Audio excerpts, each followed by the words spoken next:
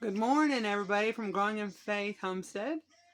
I'm coming to you today. I'm going to make a last-minute Siracha sauce. I want to show you how I make it.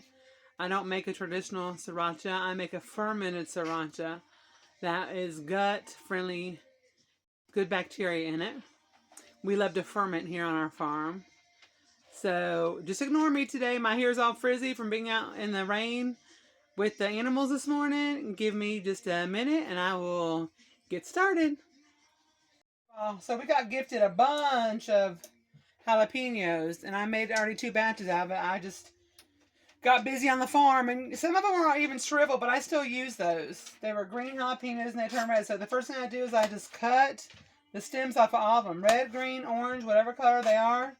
Just get them all cut up. And our son likes it extra hot.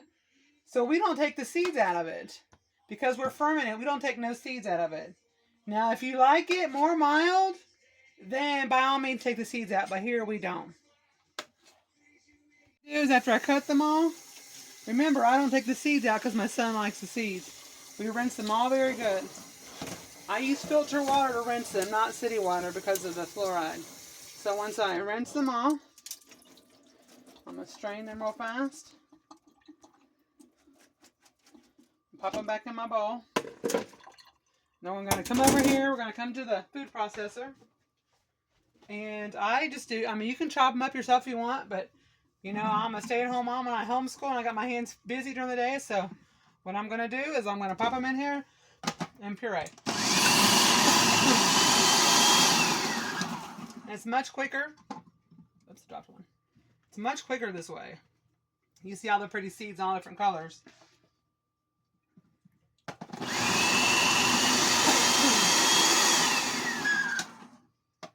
I can get a batch done in like 10 minutes.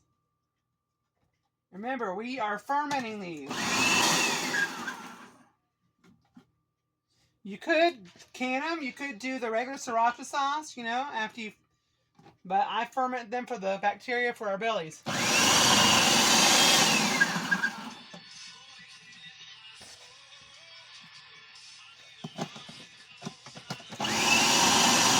So once we get it all nice and cut, see the pretty colors?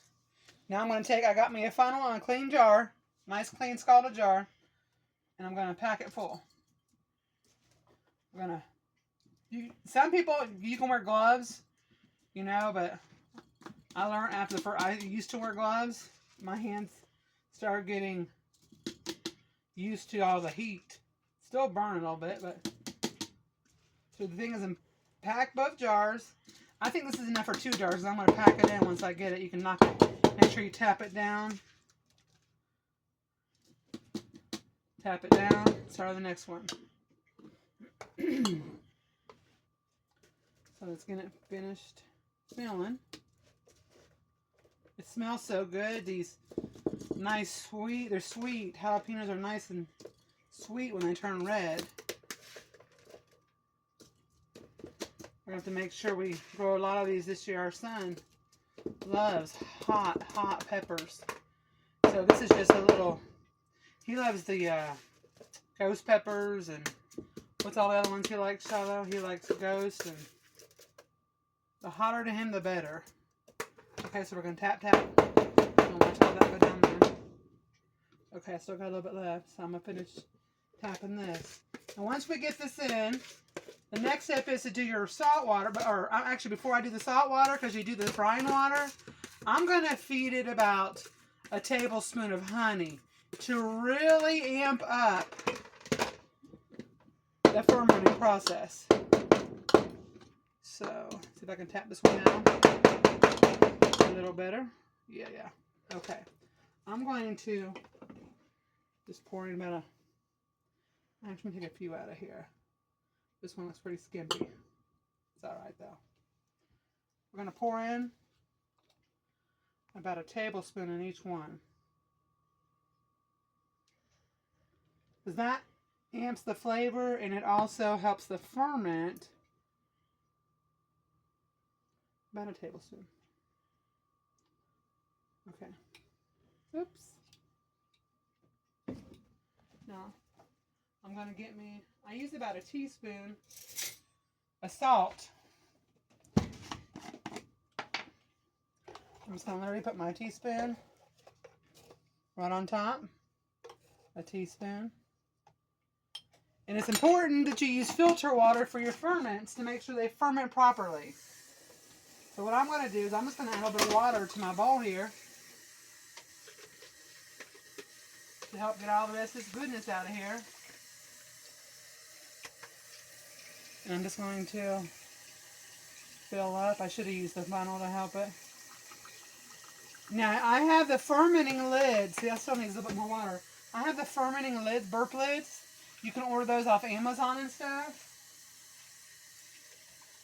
But they're still in storage. While we were transitioning from the RV back to the house where we were traveling for ministry. So, let it go down there and burp.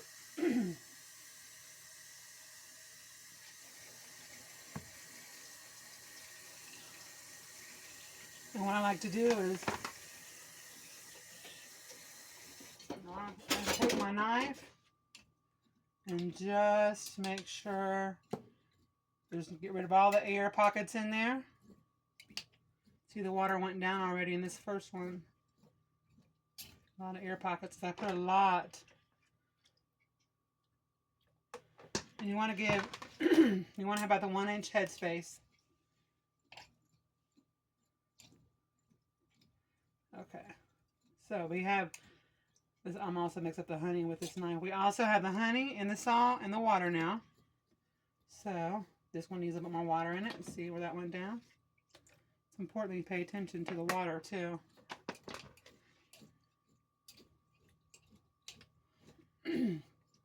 You don't have to use the fermenting lids. I have them. Sometimes they're nice. But you know, before I had them, I always just fermented with the old-fashioned way. Just with my lids, just barely on there.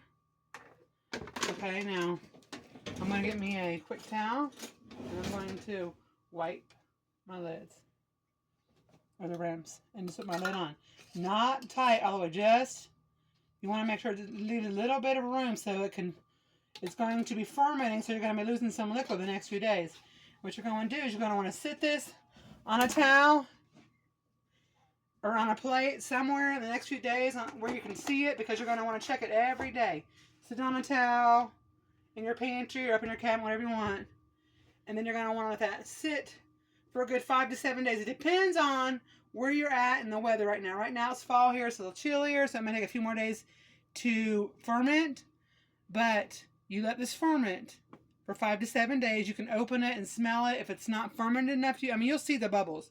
You'll know when it's done when the bubbles. And here's how I do this. I let this sit, and then I take it and I put it in my Vitamix when it's done, and I puree it to where it's smooth. Let me show you a finished product, and I'll get right back with you.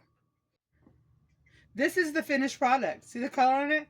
After it sets and ferments, then I puree it, and I put it in my jar, and I store it in my refrigerator, because I want to keep it fermented. I don't want it to sit in the cabinet and continue to ferment. You want to stop the fermentation so it'll taste good. You know, Joseph absolutely, let me see if I can open it up. Let me open it and show you the consistency of it. It's nice and thick. Look how thick that is. That has the seeds and everything in it. Our son puts this on everything, so I have to keep making it for it. So this is a good gut healthy fermented sriracha sauce for you. So thank you for taking time today to watch this video. If you have any questions, please question.